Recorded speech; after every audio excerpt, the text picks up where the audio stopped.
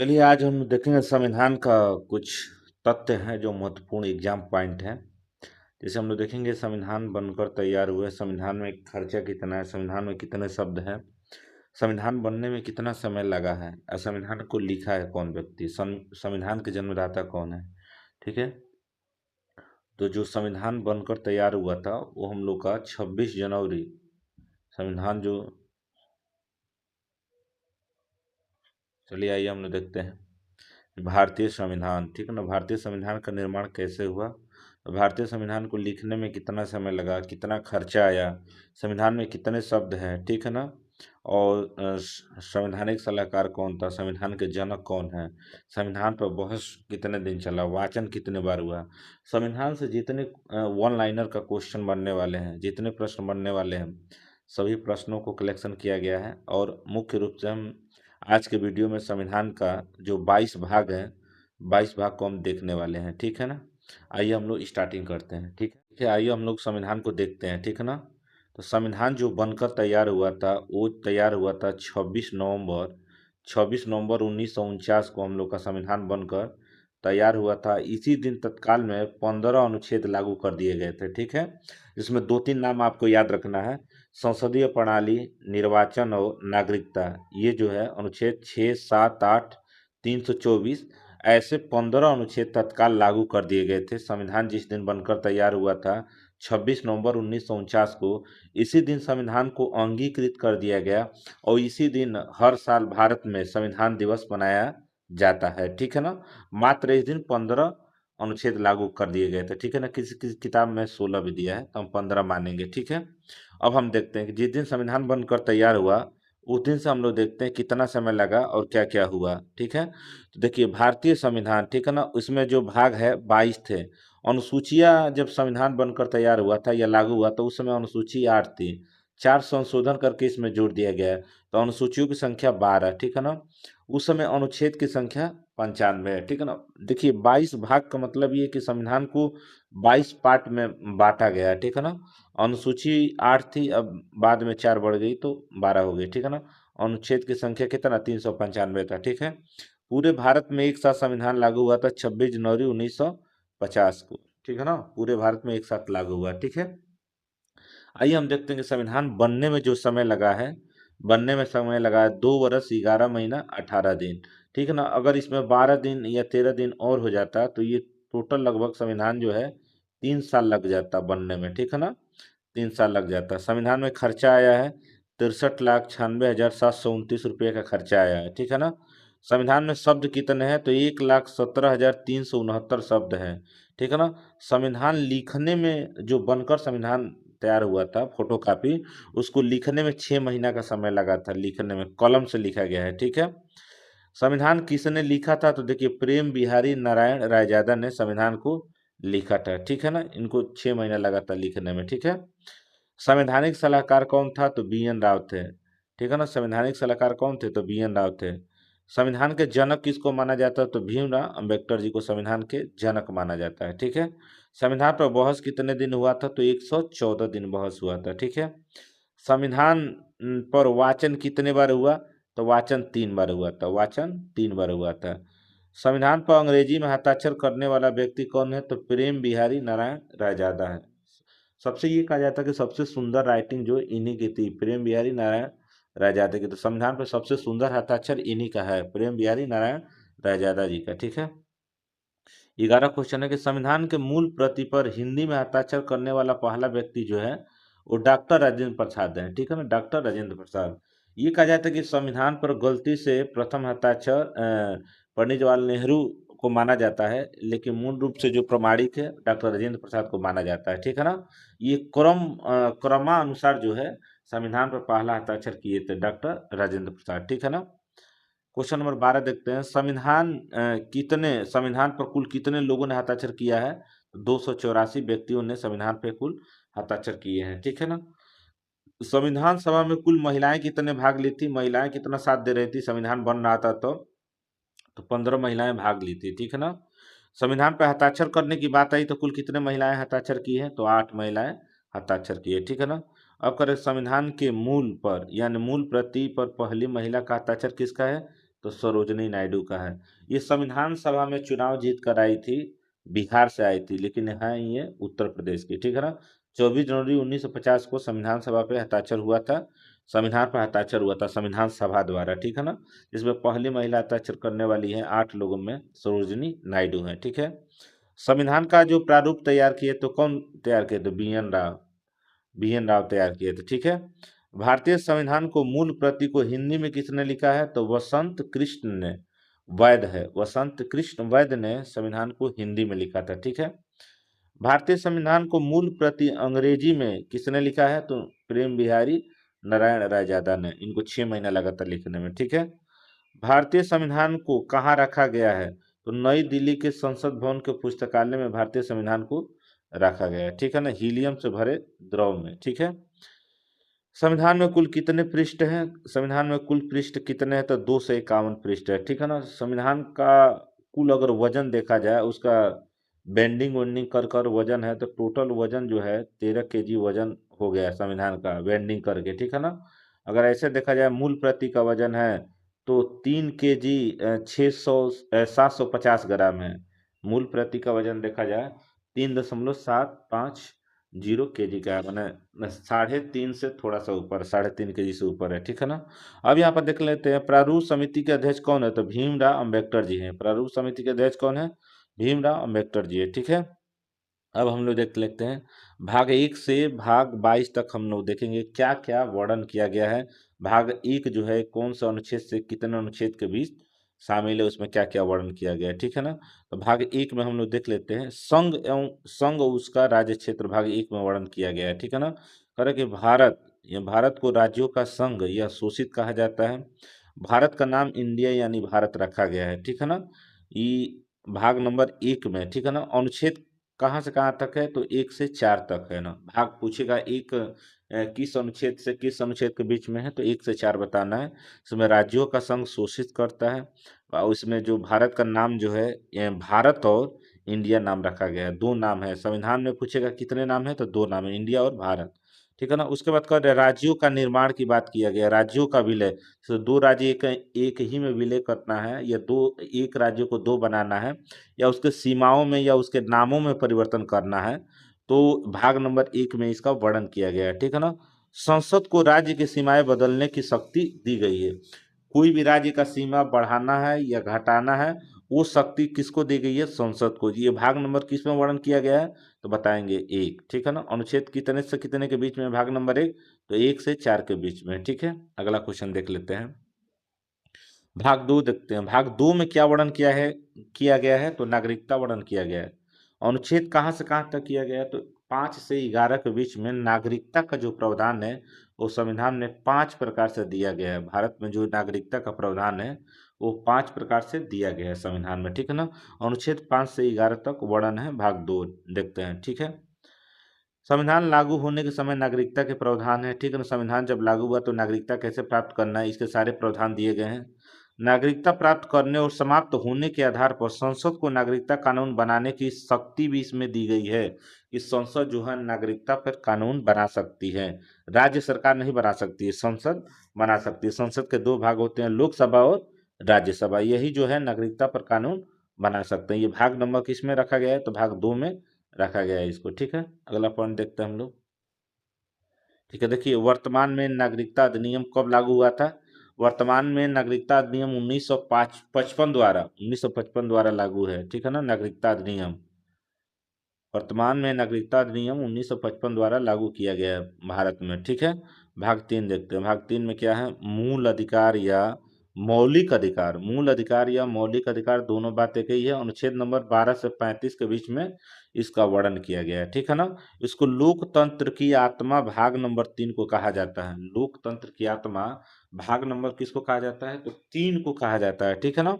इसमें देखिए जो मूल अधिकार है, जो व्यक्ति का मूल अधिकार है, मानव का मूल अधिकार है, वो मूल अधिकार इसमें 6 शामिल किया गया था, ठीक है ना। पहले जो मूल अधिकार 7 था, लेकिन उसको एक को संशोधन करके 44वां संविधान संशोधन 1978 में एक मूल अधिकार को संशोधन करके उसको 7 था। पहले मूल अधिकार कितना था, 7 था।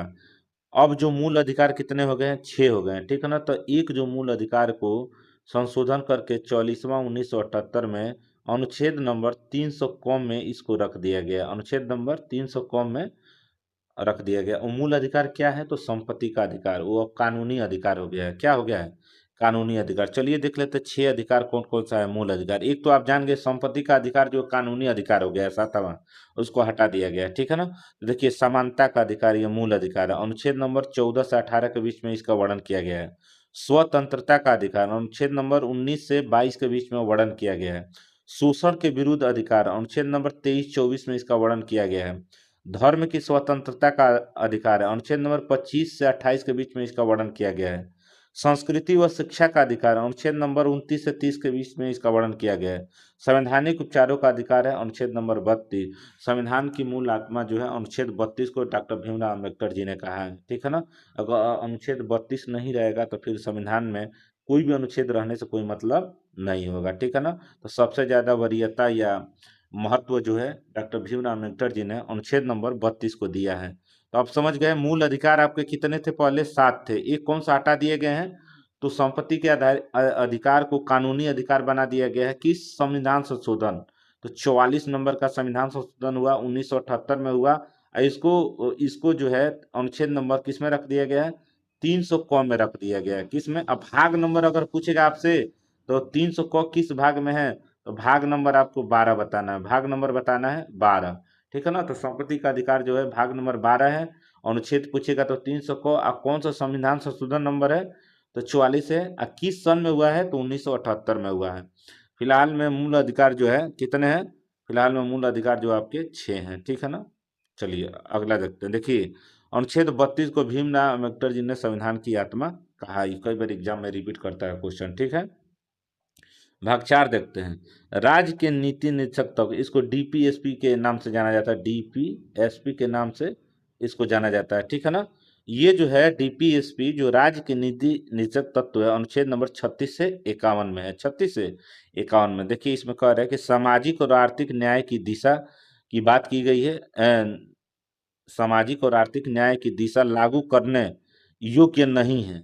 सामाजिक और आर्थिक न्याय की दिशा लागू करने योग्य नहीं है। प्रशासन के लिए मार्गदर्शक है, जैसे समान वेतन है, ग्राम पंचायत कल्याणकारी राज्य। इसमें जो है अगर कोई भी राज्य सरकार को इसमें जो भी अधिकार दिया गया है राज्य के नीति के तत्व में, अगर कोई भी नियम अपने हिसाब से राज्य सरकार लागू करती है या नहीं भी लागू करती है तो हम लोग न्यायालय में जा नहीं सकते हैं, ठीक है ना। इसमें कोई भी अनुच्छेद 36 में 37 38 से लेकर 51 के बीच में कोई भी अनुच्छेद में संशोधन या लागू करती है या हटाती है तो उसके लिए हम लोग न्यायालय में जा नहीं सकते। लेकिन वही जो भाग नंबर 3 था उसमें मौलिक अधिकारों का अगर हनन होगा तो हम लोग न्यायालय में जा सकते हैं। सुप्रीम कोर्ट में 12 से अनुच्छेद 12 से 35 के बीच में अगर कोई भी अनुच्छेद को हटाया जा रहा है या संशोधन किया जा रहा है, उसमें मौलिक अधिकार का हनन हो रहा है, तो उसके लिए हम लोग सुप्रीम कोर्ट जाएंगे अनुच्छेद 32 के तहत, हाई कोर्ट जाएंगे अनुच्छेद 226 के तहत, ठीक है ना। क्वेश्चन ये पूछेगा कि अगर हम लोग मौलिक अधिकारों का हनन हो रहा है तो सुप्रीम कोर्ट जाएंगे तो अनुच्छेद किसके तहत जाएंगे? 32 के तहत। अगर हम लोग हाई कोर्ट जाएंगे तो अनुच्छेद किसके तहत जाएंगे? अनुच्छेद 226 के तहत जाएंगे, ठीक है ना। तो इसमें देखिए कह रहे कि राज्य के नीति निरीक्षक तत्व या डीपीएसपी, डीपीएसपी का जो प्रावधान है अनुच्छेद 36 से 51 के बीच में दिया गया है, ठीक है ना। भाग नंबर 4 देख लेते हैं। 4 क देख लेते हैं। भाग नंबर 4 क या 4 देख लेते हैं। इसमें मूल्य कर्तव्य, जो मूल कर्तव्य है या मौलिक कर्तव्य है, दोनों बातें कही है। ये रसिया देश से लिया गया है। इसमें अनुच्छेद 51 से 51 में वर्णन किया गया है, 51 में, ठीक है ना। तो 42वां संविधान संशोधन 1976 में जो है नागरिकों के जो मूल कर्तव्य है वो 11 है। मूल कर्तव्य कितने हैं? 11 है। जैसे संविधान का पालन करना है, राष्ट्रीय ध्वज का सम्मान करना है, पर्यावरण की रक्षा करना, ये ऐसे जो मूल कर्तव्य है टोटल जो संविधान में वर्तमान में 11 मूल कर्तव्य है, ठीक है ना। आपका कर्तव्य कि आप संविधान का पालन करेंगे, राष्ट्रीय ध्वज का सम्मान करें, पर्यावरण की रक्षा करेंगे, ऐसे जो है आपका जो है मूल कर्तव्य कितने हैं? 11 है। किसमें वर्णन किया गया? तो भाग नंबर जो 4 क में अनुच्छेद 51 क में इसका वर्णन किया गया है, ठीक है ना। इसका संशोधन किया गया 42वां संविधान संशोधन 1976 में किया गया था मूल कर्तव्य का, ठीक है। भाग नंबर 5 देख लेते हैं। संघ सरकार, संघ सरकार जो है, संघ संघ माने केंद्र, संघ माने केंद्र, ठीक है। सरकार जो है अनुच्छेद जो है 52 से 151 के बीच में इसका वर्णन किया गया है, ठीक है ना। इसमें कह रहा है कि देखिए संघ में राष्ट्रपति आ जाएगा, उपराष्ट्रपति आ जाएंगे, ठीक है। संघ में राष्ट्रपति आ जाएंगे, उपराष्ट्रपति आ जाएंगे, प्रधानमंत्री और मंत्रिपरिषद आ जाएंगे, संसद में देखिए लोकसभा और राज्यसभा आ जाएंगे, और लोक सर्वोच्च न्यायालय के मुख्य न्यायाधीश और सभी सदस्य आ जाएंगे। भारत के नियंत्रक, महालेखा परीक्षक, जितने बड़े जो पद हैं ये सब संघ सरकार में आते हैं, ठीक है ना। इसका जो वर्णन है अनुच्छेद जो है 52 से 151 के बीच में वर्णन किया गया है, ठीक है। अगला भाग नंबर देख लेते हैं, भाग नंबर 6। इसमें राज्य सरकार है। राज्य सरकार का जो वर्णन किया गया अनुच्छेद नंबर 152 से 237 के बीच में। पूछेगा भाग जो 6 में क्या है, राज्य सरकार है। अनुच्छेद किसके बीच में, 152 से 237 के बीच में इसका वर्णन किया गया है, ठीक है ना। तो राज्य सरकार में पहला तो प्राथमिकता जो है राज्यपाल आ जाएंगे, मुख्यमंत्री व मंत्रिपरिषद आ जाएंगे, राज्य विधानमंडल आ जाएंगे, उच्च न्यायालय के मैंने इन सभी के सदस्य आ जाएंगे, ठीक है ना। भाग 7 देखते हैं, भाग 7 क्या कर रहा है, निरस्त कर दिया गया है। 7वां संविधान संशोधन यहाँ पे कर रहा है 1956 में। भाग 7 को क्या कर दिया गया है, निरस्त कर दिया गया है। याद रखेंगे संविधान के 22 भाग में कौन से भाग को निरस्त कर दिया गया है, तो हम लोग का भाग नंबर 7 को निरस्त कर दिया गया है। किस सन में किया गया है, तो 1956 में। कौन सा संविधान संशोधन, 7वां, ठीक है ना। भाग 8 में देख लेते हैं, केंद्र शासित प्रदेश जो है, केंद्र शासित प्रदेश अनुच्छेद 239 से 242 के बीच में इसका वर्णन किया गया है, ठीक है। केंद्र शासित प्रदेश दिल्ली है, पुदुचेरी जैसे, माने केंद्र शासित प्रदेशों की संख्या टोटल कितनी है, 8 है। इन सब का वर्णन किया गया है कि उपराज्यपाल जो केंद्र शासित प्रदेशों में रहेगा, ठीक है ना। अगर किसी केंद्र शासित प्रदेश में राज्यपाल और अगर मुख्यमंत्री है तो वो अपवाद में आ जाएगा, ठीक है ना, जैसे दिल्ली में आप देख सकते हैं, ठीक है। भाग नंबर 9 देख लेते हैं, पंचायती राज व्यवस्था। भाग नंबर 9 में पंचायती राज व्यवस्था का वर्णन किया गया है, ठीक है ना। अनुच्छेद 243 से 243 ओ तक, माने 243 से ए से 243 ए से 243 243 ओ तक जो है, ओ तक यानी 1 से लेके 15 तक पंचायती राज व्यवस्था का वर्णन किया गया है, ठीक है ना। इसमें 73वां संविधान संशोधन 1992 पंचायती राज में संशोधन किया गया था। ग्राम पंचायत, पंचायत समिति, जिला परिषद, ग्रामीण लोकतंत्र की नींव इसमें रखी गई है। इन सब का वर्णन किया गया है इसमें, ठीक है। भाग नंबर 9 ए में देखते हैं, नगर पालिका। अच्छा, पंचायती राज व्यवस्था में अगर नियम पूछेगा कितने या विषय पूछेगा कितने हैं, तो आप बताएंगे 29 विषय रखा गया है, ठीक है ना। 29 विषय इसमें रखा गया है। नगर पालिका में विषय की संख्या पूछेगा तो 18 बताना है। विषय या नियम की संख्या पूछेगा तो 18। देखिए ये 243 पी से 243 जेड जी तक रखा गया है। इसमें जो है 74वां संविधान संशोधन 1900, इसको भी 92 में संशोधन किया गया है। इसमें नगर निगम, नगर पालिका, शहरी स्वशासन आ जाएगा, ठीक है ना। इसमें जो संशोधन किया गया है 73वां, इसमें 74वां, लेकिन दोनों का सन एक ही है, ठीक है ना। भाग नंबर 10 में देख लेते हैं, अनुसूचित और जनजाति क्षेत्रों के बारे में प्रावधान दिया गया है। देखिए इसमें कर जनजातीय क्षेत्रों का प्रशासन एवं विशेष सुरक्षा की इसमें बात की गई है। स्पेशल जो अनुसूचित और जनजाति क्षेत्रों के लिए विशेष एक संविधान का जो भाग 10 रखा गया उसमें वर्णन किया गया है। तमाम तरह की छूटें और व्यवस्था की बात की गई है उसमें, ठीक है। कि भाग 11 में देख लेते हैं, संघ राज्य क्षेत्र। संघ राज्य क्षेत्र है जो है, आर्टिकल जो है, अनुच्छेद जो है 245 से 263 के बीच में इसका वर्णन किया गया है। इसमें कह रहे हैं कि विधायी, प्रशासनिक, वित्तीय संबंध के बारे में इसका वर्णन दिया गया है, ठीक है ना। इसके बारे में बताया गया है, ठीक है। भाग 12 देख लेते हैं, वित्त संपत्ति अनुबंध। वित्त संपत्ति अनुबंध के बारे में जो भाग 12 बताता है, कर व्यवस्था, संपत्ति का नियंत्रण, सरकारी अनुबंध, इन सब के बारे में भाग 12 बताता है, ठीक है ना। अब अगला पॉइंट देखते हैं, 13 क्या कर रहा है। 13 ये कि व्यापार, वाणिज्य और आवागमन, आवागमन के बारे में इसका प्रावधान दिया गया है। पूरे भारत में व्यापार की स्वतंत्रता की इसमें बात की गई है, ठीक है ना। और भाग नंबर 14 देख लेते हैं, सेवाएं, ठीक है ना। 14 में सेवाएं हैं, अनुच्छेद 308 से 323 के बीच में, 308 से 323 के बीच में सेवाएं की बात की गई है। फिर देखिए सेवाएं कह रहा है कि अनुच्छेद 14 जो है, 14 में आईएएस, आईपीएस, आईएफएस, लोक सेवा आयोग, यूपीएससी, एसपीएससी, इन सब की सेवाएं देने की बात की गई। इन लोगों के बारे में प्रावधान दिया गया है, ठीक है ना। भाग जो है 14 ए में देख लेते हैं, न्यायाधिकरण, प्रशासनिक न्यायाधिकरण सेवा विवादों का निपटारा जो है कैसे होगा, इसका सब वर्णन किया गया है। ठीक है ना। भाग 15 में देख लेते हैं चुनाव, चुनाव की बात आ जाती है। सबसे महत्वपूर्ण पॉइंट है भाग 15 क्या है, तो चुनाव है, चुनाव की प्रक्रिया, या चुनाव या निर्वाचन भी आप बता सकते हैं, कोई दिक्कत नहीं, चुनाव या निर्वाचन भी बता सकते हैं। आर्टिकल जो है अनुच्छेद 324 से 329 के बीच में इसका वर्णन किया गया है। ठीक है ना। निर्वाचन आयोग, स्वतंत्र निष्पक्ष चुनाव की बात इसमें की गई है। मैंने चुनाव के बारे में सारी प्रक्रिया इसमें जानकारी दी गई है। ठीक है ना। चुनाव ठीक है। आगे देखते हैं भाग 16 क्या कर रहे हैं, विशेष उपबंध है। इसमें एसटी, एससी, ओबीसी, अल्पसंख्यक का संरक्षण की बात, सुविधाएं की बात इसमें की गई है भाग 16 में। भाग 17 क्या है, राजभाषा है। राजभाषा की बात की गई, हिंदी देवनागरी, हम लोग की जो लिपि है देवनागरी लिपि है, भाषा हिंदी है। ठीक है ना। अंग्रेजी का सहायक उपयोग इसमें किया गया है। इसमें जो है भारत की कोई भी भाषा का दर्जा संविधान में वर्णन नहीं किया गया है। राजभाषा जैसे ये हो सकता है कि हिंदी को बढ़ाने के लिए भाषा का इसमें प्रावधान दिया गया है कि हर स्तर पे भारत के सरकारी कार्यालय हो या स्कूल हो या प्राइवेट स्कूल हो या बैंक हो, उसमें कौन सी भाषा को आगे बढ़ाने की बात की गई है, तो हिंदी भाषा को आगे बढ़ाने की बात की गई है। तो ये जो भाग हो जाएगा 17 में क्या है, राजभाषा है, भाषाओं के बारे में वर्णन किया गया। भाग 18 क्या है, आपातकाल। तो भारत में ऐसी कोई स्थिति उत्पन्न हो जाए, बाह्य आक्रमण हो जाए या भारत में अशांति फैल जाए, अशांति वाला तो संशोधन करके आंतरिक अशांति वाला उसको सशस्त्र विद्रोह कर दिया गया है।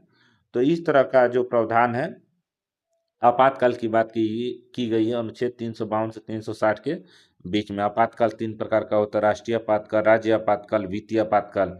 वित्तीय आपातकाल अब तक भारत में एक बार भी लगा नहीं है। ठीक है ना। राष्ट्रीय आपातकाल अब तक भारत में 3 बार लग चुका है। ठीक है ना, 3 बार।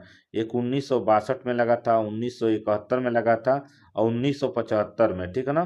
तो राष्ट्रीय आपातकाल आपको याद कर लेना, अब तक 3 बार लगा है, 1962, 1971 और 1975 में राष्ट्रीय आपातकाल 3 बार लग चुका है। ठीक है ना।